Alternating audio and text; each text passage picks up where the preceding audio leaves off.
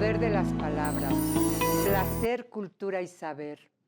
Pretende llevar a los lectores a una más profunda comprensión del texto, es decir, más amplia en el sentido filosófico o ontológico del término. Pero no, esta no es la pretensión de nuestra colección. Por supuesto que la primera intención es la de que se lea, que el lector entre al mundo de la literatura con el afán de conocer, de disfrutar la lectura, de saber más. Si tan solo esto se consigue, va muy bien. Sin embargo, nuestro principal deseo es lograr que el lector dé un giro hacia otras rutas y entre a degustar la magia de las palabras, a sentir la emoción que vibra en cada página, a entrar de lleno en la narración sin poner distancia entre él y la historia. En una palabra, hacer uno más de los personajes del relato. Lecturas que le enseñen a soñar su realidad y desde ahí volver a reinventarla en sus propios términos. Buen viaje. A continuación, voy a leer una obra del autor alemán, poeta y escritor Hermann Hesse, un gran escritor. Tiene grandes obras, Demián, Siddhartha y El lobo estepario, de la cual voy a leer un pasaje que es una adaptación precisamente de ese texto. Hermann Hesse nació en 1877 y murió en 1962. Vivió 85 años. Gran maestro de la humanidad con sus obras. Ganó el premio Nobel, por supuesto. Inicio. Ya he consignado algunos detalles del aspecto exterior del lobo estepario. A primera vista, daba desde luego la impresión de ser un hombre superior, nada vulgar y de extraordinario talento. Su rostro, lleno de espiritualidad, y el juego extremadamente delicado e inquieto de sus rasgos reflejaban una vida anímica interesante, excesivamente agitada, enormemente delicada y sensible. Cuando se hablaba con él, lo que no siempre podía suceder, traspasaba los límites de lo convencional y, dejándose llevar de su singular naturaleza, decía palabras personales y propias. Entonces uno de nosotros no tenía más remedio que subordinársele. Él había pensado más que otros hombres. Poseía en asuntos del espíritu aquella serena objetividad, aquella segura reflexividad y sabiduría que solo tienen las personas verdaderamente espirituales, a las que falta toda ambición y nunca desean brillar, ni convencer a los demás, ni siquiera de tener la razón. De la última época de su estancia aquí, recuerdo una expresión en ese sentido que ni siquiera llegó a pronunciar, pues consistió simplemente en una mirada. Había por entonces anunciado una conferencia en el salón de fiestas. Un célebre filósofo de la historia y crítico cultural, un hombre de fama europea. Yo había logrado convencer al lobo estepario, que en un principio no tenía ninguna gana de que fuera a la conferencia. Fuimos juntos y estuvimos sentados el uno al lado del otro. Cuando el orador subió a la tribuna y empezó su discurso, defraudó por la manera presumida y frívola de su aspecto a más de 4 oyentes, que se lo habían figurado como una especie de profeta. Cuando empezó a hablar, diciendo al auditorio algunas lisonjas y agradeciéndole que hubiese acudido en tan gran número, entonces me echó el lobo estepario una mirada instantánea, una mirada de crítica de aquellas palabras y de toda la persona del orador. Qué mirada tan inolvidable y terrible, sobre cuya significación podría escribirse un libro entero. La mirada no solo criticaba a aquel orador y pulverizaba al hombre célebre con su irresistible ironía. Eso era en ella lo de menos. La mirada era mucho más triste que irónica. Era insondable y amargamente triste. Su contenido era una desesperanza callada. En cierto modo, también convertida ya en forma y en hábito. Con su desolado resplandor iluminaba no solo la persona del envanecido conferenciante, y ridiculizaba y ponía en evidencia la situación del momento, la expectativa y la disposición del público y el título un tanto presuntuoso del discurso anunciado. La mirada del lobo estepario atravesaba penetrante todo el mundo de nuestro tiempo, toda la fiebre de actividad y el afán de activismo, la vanidad entera y todo el juego superficial de un espiritualismo fementido y sin fondo. Y por desgracia, la mirada profundizaba aún más. Llegaba no solo a los defectos y a las desesperanzas de nuestro tiempo, de nuestra espiritualidad y de nuestra cultura. Llegaba hasta el corazón de toda la humanidad. Expresaba elocuentemente en un solo segundo la duda entera de un pensador, de un sabio quizá, en la dignidad y en el sentido general de la vida humana. Aquella mirada decía: mira, esos monos somos nosotros. Mira, así es el hombre. Y toda celebridad, toda discreción, todas las conquistas del espíritu, todos los avances hacia lo grande, lo sublime y lo eterno dentro del humano se vinieron a tierra y eran un juego de monos. Con esto me he anticipado demasiado y contra mi propósito y mi deseo realmente. He dicho en el fondo ya lo esencial sobre Harry Haller.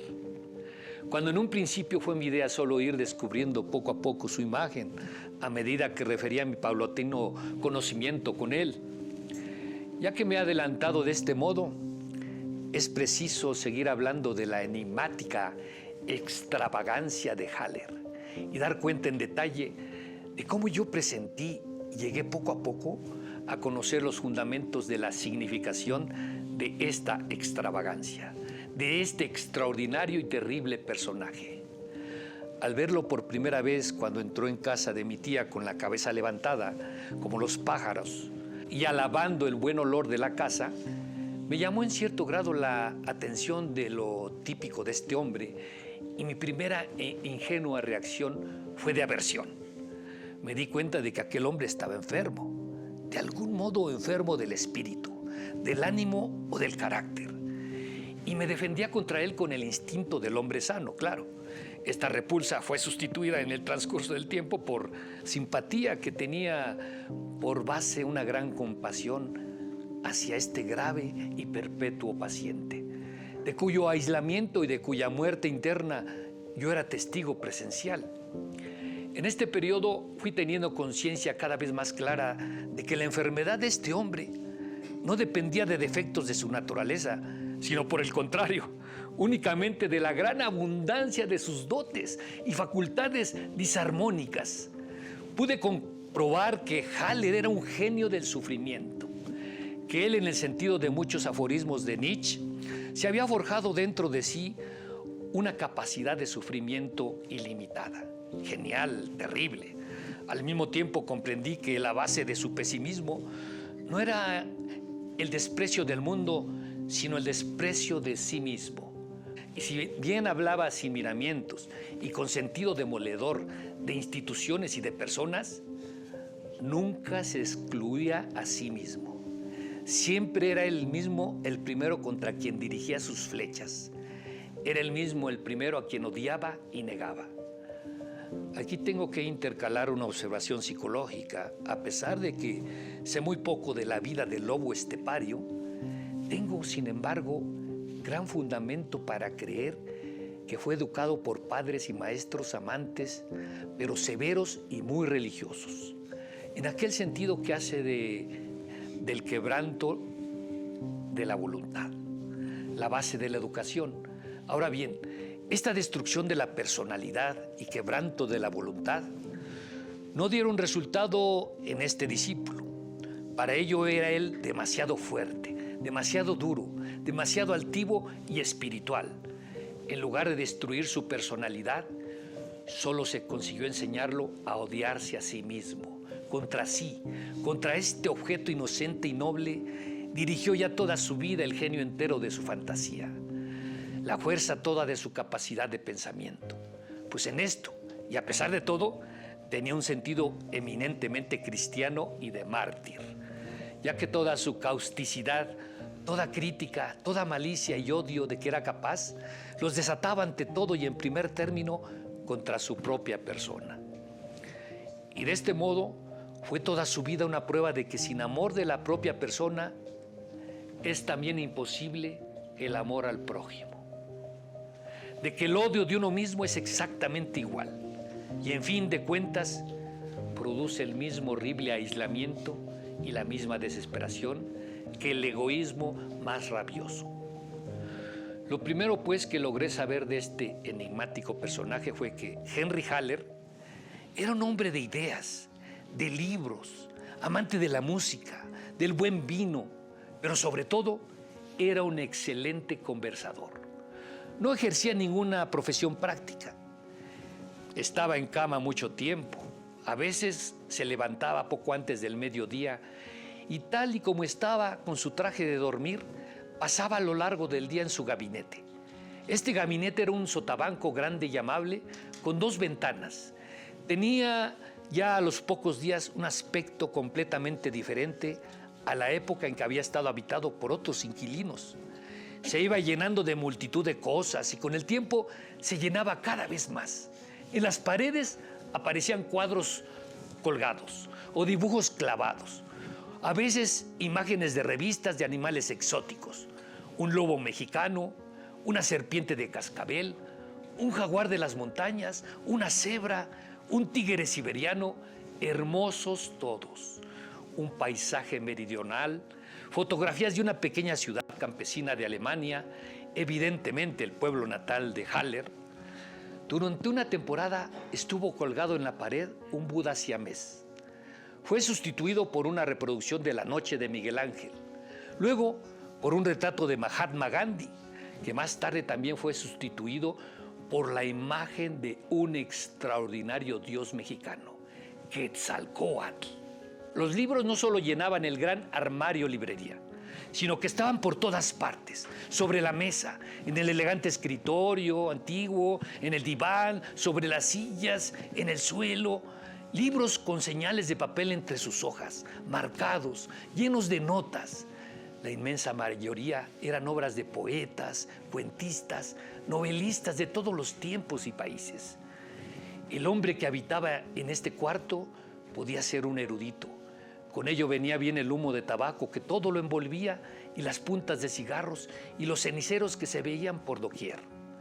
Lo mismo que con el sueño y el trabajo, vivía Henry Haller también de una manera muy desigual y caprichosa, por lo que se refiere a las comidas y bebidas. Muchos días ni siquiera salía a la calle y fuera del desayuno no tomaba absolutamente nada. Con frecuencia encontraba a mi tía como único resto de su comida una corteza de plátano en el suelo, pero otros días comía en restaurantes, unas veces buenos y elegantes, otras en pequeñas tabernas de los suburbios. Nunca olvidaré nuestro primer encuentro personal. No nos conocíamos más que como suelen conocerse vecinos de cuarto en una casa de alquiler. Una tarde volvía yo a casa de mi trabajo y lo encontré, para mi asombro, al señor Haller sentado en el descansillo de la escalera, entre el primero y el segundo pisos. Se había sentado en el último escalón y se hizo un poco a un lado para dejarme pasar. Le pregunté si se sentía mal y me ofrecí a acompañarlo hasta arriba del todo. Haller me miró y hube de observar que lo había despertado de una especie de estado letárgico. Lentamente empezó a sonreír, esa sonrisa bella y lastimosa con la que me ha atormentado tantas veces. Luego me invitó a sentarme a su lado, le di las gracias y dije que no tenía costumbre de sentarme en la escalera ante la vivienda de los demás. Es verdad, dijo, y sonrió. Tiene usted razón. Pero espere todavía un momento. No quiero dejar de enseñarle por qué he tenido que quedarme sentado aquí un poco. Quiso levantarse, pero le costó trabajo y no me rechazó. Cuando traté de ayudarle un poco, permanecía en silencio, pero había sucumbido. Lo mismo que antes le había pasado a mi tía. Algún encanto que a veces podía ejercer este hombre extraordinario. Despacio subimos juntos la escalera y delante de su puerta, ya con la llave en la mano, me miró de nuevo, expresivo y muy amable a la cara, me dijo: ¿Viene usted de su despacho? Vaya, de eso no entiendo una palabra. Yo vivo como apartado un poco al margen, ¿sabe usted? Pero creo que a usted le interesan también los libros y cosas parecidas. Su tía me ha dicho alguna vez que usted ha terminado bien sus estudios del colegio y que ha sido un buen conocedor del griego. Esta mañana, leyendo a Norvalis, he encontrado una frase. ¿Me permite usted que se la enseñe? Le gustará mucho. Y me hizo entrar con él a su habitación, donde olía fuertemente a tabaco. Sacó un libro de un montón de ellos, lo hojeó, buscó. Está bien, está muy bien, dijo. Escuche usted la frase. Hay que estar orgullosos del dolor. Todo dolor es un recuerdo de nuestra condición elevada. Magnífico. 80 años antes que Nietzsche. Yo estaba fascinado y lleno de interés y me quedé con él un momento, y a partir de aquel día no era raro que en la escalera o en la calle, cuando nos encontrábamos, hablásemos un poco. Una vez pude observarlo toda una velada en un concierto sinfónico. El programa, dos gigantes, Händel y Bach. Entonces vi con asombro cómo a los pocos compases Haller empezaba a sonreír, entregándose a ensueños tan venturosos que yo tendía más a él que a la música. Después del concierto caminábamos en dirección a nuestro barrio y Henry se quedó parado ante un pequeño restaurante pasado de moda, miró indeciso el reloj y me invitó a entrar. Nos sentamos en una mesa modestita del café. La encargada y la camarera lo saludaron como un parroquiano conocido. Yo saludé también y me senté a su lado. Poco más de una hora estuvimos allí y mientras yo tomé 2 vasos de agua mineral, él se hizo servir medio litro y luego 1/4 más de vino tinto. Me preguntó si no quería beber vino, a lo que me invitaba. Cuando yo no bebía vino, nunca, puso una vez más su cara irremediable y dijo: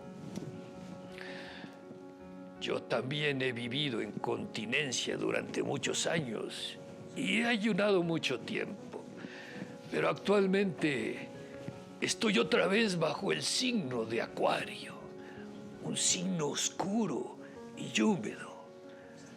Yo en broma recogí esta alusión e indiqué cuán poco probable me resultaba precisamente que él creyera en la astrología. Volvió a adoptar el tono demasiado cortés que a menudo me molestaba y dijo: muy exacto. Tampoco en esta ciencia puedo creer, por desgracia. Ya ve cómo soy yo. Volvimos a casa muy tarde por la noche, pero su paso era el de costumbre. Y como siempre, no se fue a la cama enseguida. Yo oía esto perfectamente desde mi cuarto vecino, sino que aún se entretuvo en su gabinete horas enteras con la luz encendida. Un lobo estepario perdido entre nosotros. Eso era Harry Haller, un lobo estepario. Dentro de las ciudades, en medio de los rebaños más convincentes, no podía presentarlo con otra metáfora, ni a su misantropo aislamiento, ni a su rudeza e inquietud, a su nostalgia por un hogar del que carecía. Bien. Ya se ha hablado bastante, no se necesitan más informes ni narraciones para indicar que el lobo estepario llevaba la vida de un suicida. Y sin embargo, no creo que se quitara la vida en aquella ocasión en que inopinadamente y sin despedirse, pero después de abonar todo lo que tenía pendiente, abandonó un día nuestra ciudad y desapareció. No hemos vuelto a oír nada más de él y aún conservamos algunas cartas que llegaron a su dirección.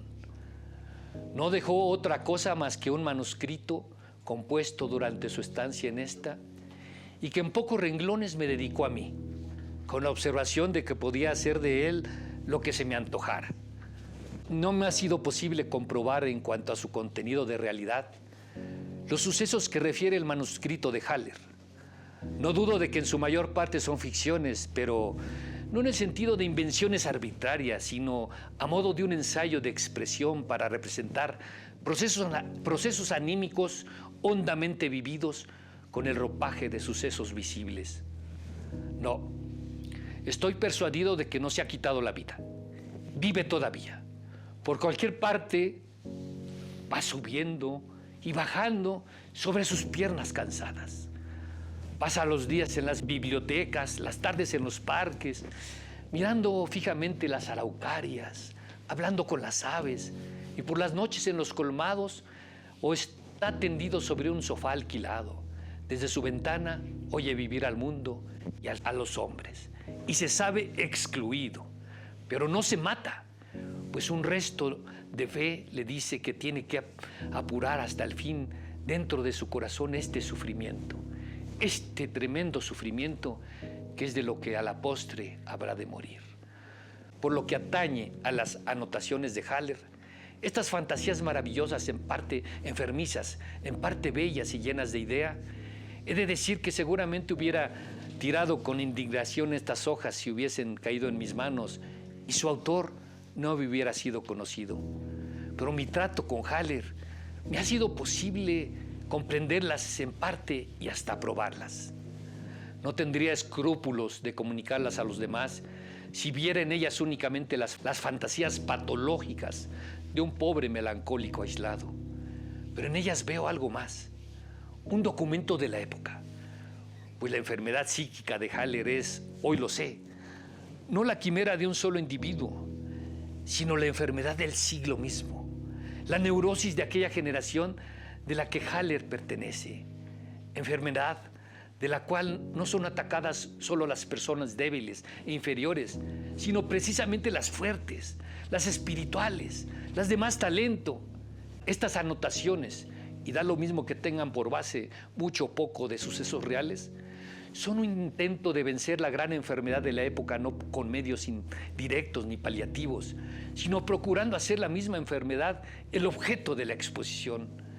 Significan literalmente un paseo por el infierno, un paseo ora lleno de angustia, ora animoso, a través del caos, de un mundo psíquico en tinieblas, emprendido por la voluntad de atravesar el infierno, mirar frente a frente el caos, soportar el mal hasta el fin. Unas palabras de Haller me han dado la clave para comprenderlo así. Una vez, después de una conversación acerca de las llamadas crueldades de la Edad Media, me dijo: esas crueldades no lo son en realidad. Un hombre de la Edad Media execraría todo el estilo de nuestra vida actual, no ya como cruel, sino como atroz y bárbaro. Cada época, cada cultura, cada costumbre y tradición tienen su estilo, tienen sus ternuras y sus durezas peculiares, sus crueldades y bellezas. Consideran ciertos sufrimientos como naturales, aceptan ciertos males con paciencia.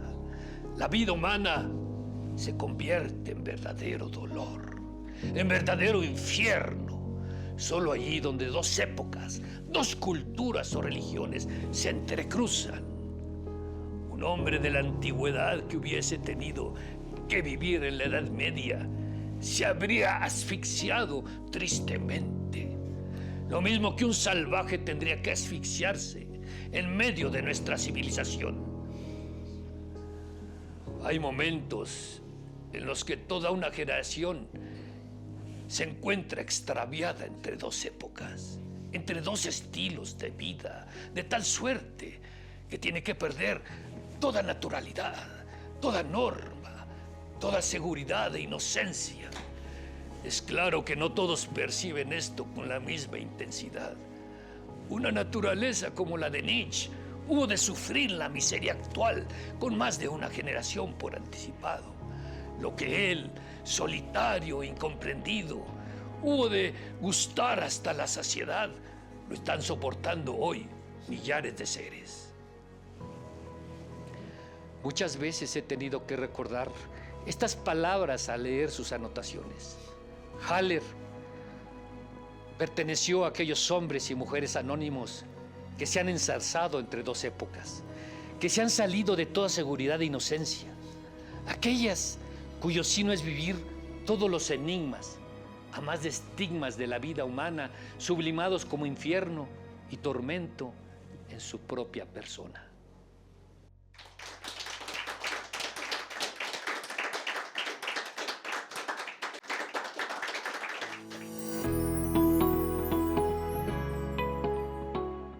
Qué gusto el volvernos a encontrar, sobre todo con esta fascinante historia, que además es el inicio de esta fascinante historia que aquí nos presentó el maestro Gustavo. ¿Por qué? ¿Por qué fascinante? Porque nos habla de un mundo al cual el personaje se sentía ajeno y distante. ¿Por qué? Porque se había vuelto un mundo ordinario, como el que estamos viviendo. Sí, la verdad, lo tengo que decir, estamos viviendo una era ordinaria y vulgar, manejados por los medios de comunicación, manejados por un sistema arbitrario, en fin, por ideologías y sobre todo por la tecnología. El celularcito ese, que en lo personal considero que sí nos está descerebrando, y no lo digo yo, ¿eh? Eso única y exclusivamente se los paso al costo. Yo quisiera que participaran los maestros, tanto Andrés como Gustavo, la reflexión de Gustavo y la de Andrés, pero a mí me parece una historia extraordinaria, para entrar a ella no una vez, N cantidad de veces.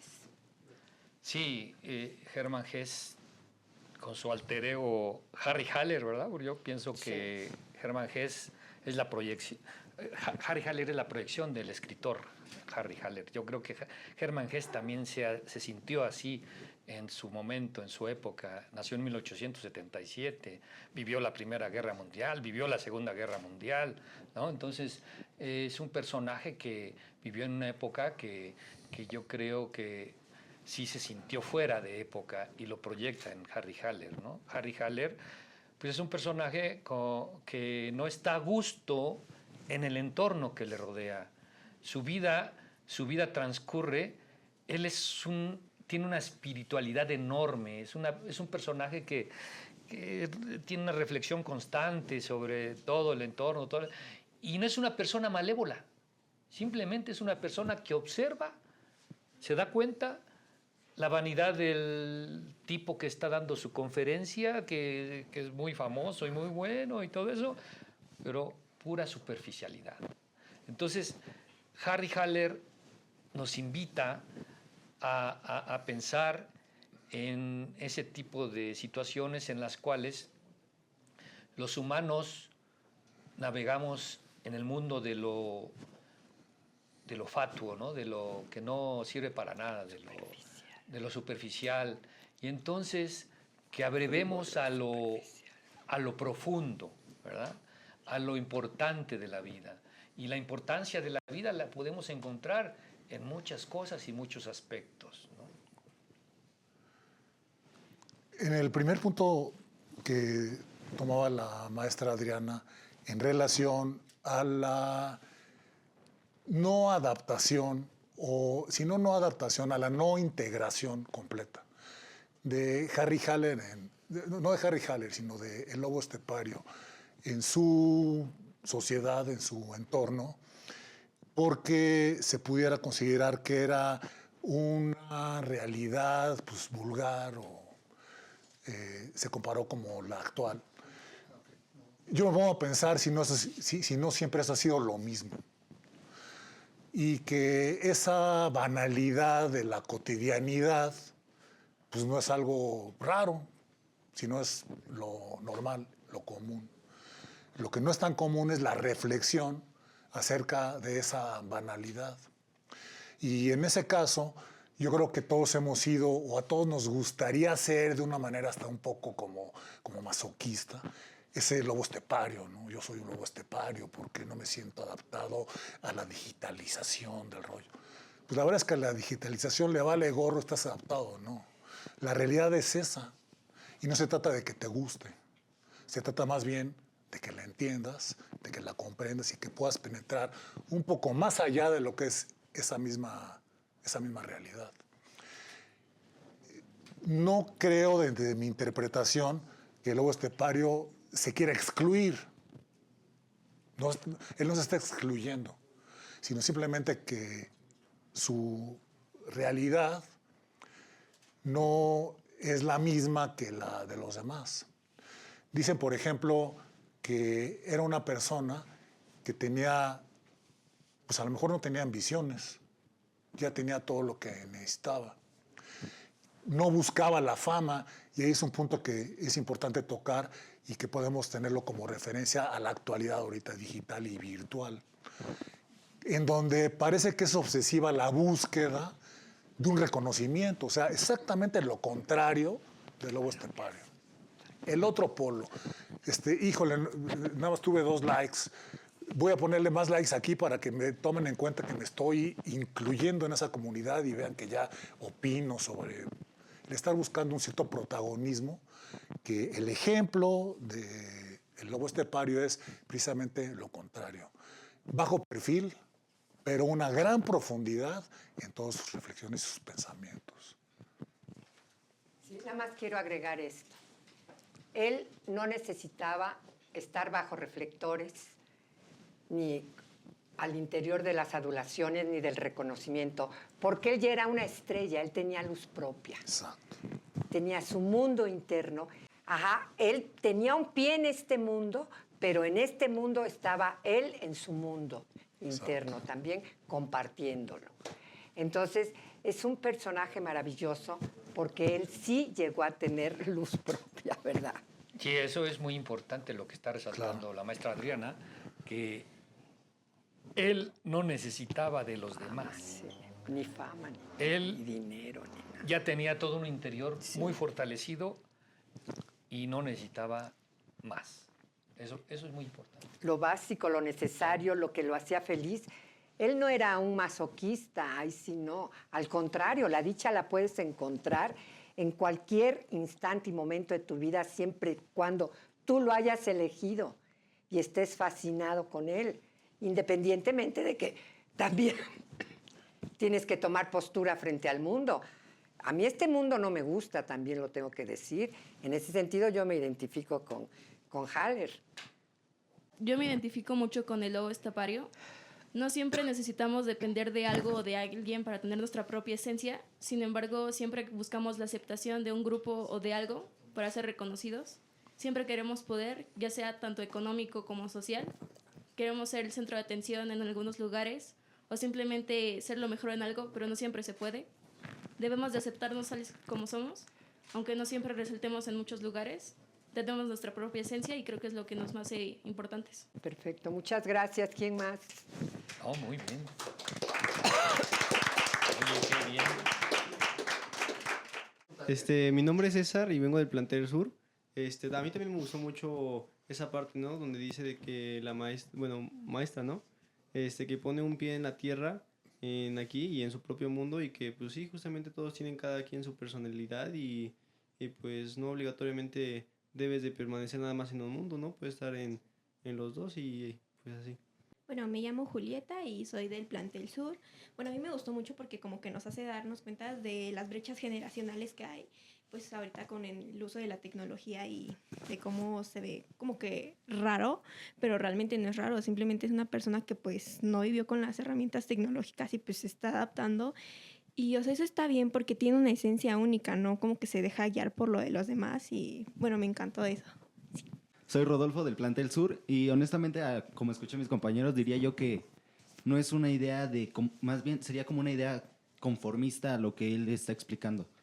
Porque, o sea, sí entiendo que tengas tus ideas, tus conceptos y que te centres en tu mundo, pero a la vez necesitas explayarte y conocer este otro aspecto en el que no estés muy familiarizado, porque eso te va a permitir aumentar tus conocimientos y crecer todavía más como persona, porque ya te estás privando de un nuevo mundo que fácilmente puedes conocer.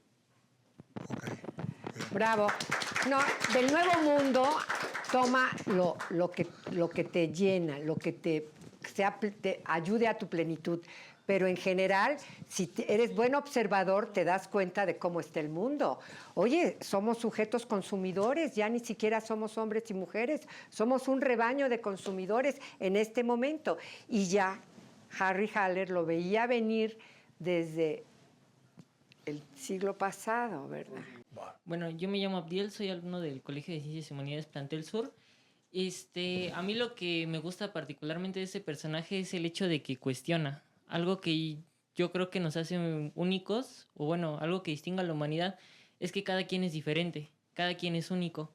Pero es algo que últimamente se está perdiendo debido a que todos quieren encajar en algo, todos quieren ser iguales. Y yo creo que las personas que más suelen llegar lejos en la vida, o las que más destacan, son aquellas que son diferentes, aquellas que cuestionan todo lo que se hace igual. Entonces yo creo que personajes como este nos ayudan a cuestionar, ¿no? Y bueno, llegar lejos en todas las áreas, ¿no? Realmente en todas las ciencias no tenemos un esquema claro de lo que es correcto siempre. Las cosas siempre se pueden cuestionar y siempre se pueden llevar a mejor. Claro, claro. Me encantó tu participación. Soy Rosangélica Gómez, docente del CCH Sur. Y bueno, pues aquí mi comentario va con respecto a que este tipo de actividades de fomento a la lectura para los jóvenes son fundamentales, porque finalmente ya existe muy poco la cultura entre ellos de conocer nuevas lecturas, de adentrarse en textos tan importantes como este, por ejemplo, que fomentan pues una autocrítica, porque justo es lo que hace el autor con este tipo de personajes, fomentan la autocrítica, pero además que están un tanto con ciertos elementos de la sociedad que ellos también, bueno, pues están visualizando en un contexto, digamos, como un todo, y pues a veces justo eso es lo que nos pasa a nosotros. Por ejemplo, yo soy una persona que no tengo redes sociales, para nada, no me gustan. Y me siento como fuera de contexto. O sea, a lo mejor no estoy viviendo en mi época, porque, o sea, la gente que, digo, no soy muy joven, ¿verdad? Pero ya a los, no sé, 40 años, 50 años, las personas que no tienen redes sociales, pues sí somos como atípicas. O sea, es así como, bueno, ¿y por qué no te gusta que los demás te den un like en tus fotografías o que sepan dónde estás o que sepan lo que haces en tiempo real prácticamente? Y bueno, pues yo sí me considero justamente como el personaje. O sea, atípica en ese sentido, ¿no? Entonces, qué bueno que existan este tipo de actividades, les agradezco muchísimo, porque sí hacen pensar a los jóvenes que existen otros horizontes que pueden explorar. Claro. Entonces, pues muchas gracias. No, gracias a usted, maestra. No, y otra cosa interesante que comentó usted, maestra, es el asunto de autocrítica, ¿no? Claro. Harry Haller era el más autocrítico porque él dice, el personaje que comenta sobre él, dice, sus dardos siempre eran dirigidos hacia él. O sea, lo primero que se fustigaba era él, ¿no? Entonces, no solo criticaba al resto de la humanidad, sino finalmente uno también debe ser autocrítico. Él era humanidad. Era humanidad. Total. Sí. A pesar de, como dices tú, a pesar de sentirse aparte, era parte, Claro. ¿no? O sea, es una paradoja. Todos los seres humanos somos paradójicos. Es que esas excepciones forman parte del todo. Claro, Y lo por conforman. supuesto. Pero aquí vemos que Haller no era parte del rebaño. No. Ajá. No era un ser circunstanciado. Ni era un pastor tampoco. Ni Para era un nada. pastor tampoco. Ni pastor. Tampoco, ¿no? Ni rebaño ni pastor. Era él. Era él. Él asumiendo y viviendo y enfrentando a su mundo, al cual no se suicidó, ¿se acuerdan? Sí. Se podía haber suicidado por el profundo sufrimiento Que le que causaba enfrentaba esa sensación permanentemente. de estar fuera del mundo. Pero él hasta el final. Pues muchas gracias, compañeros y compañeras, por habernos acompañado en esta extraordinaria lectura de Gustavo y sobre todo retomando a Hermann Hesse, que seguirá siendo por toda una eternidad grande en su lobo estepario. Para todos aquellos que quieren algo que conmueva el corazón. Gracias por su participación.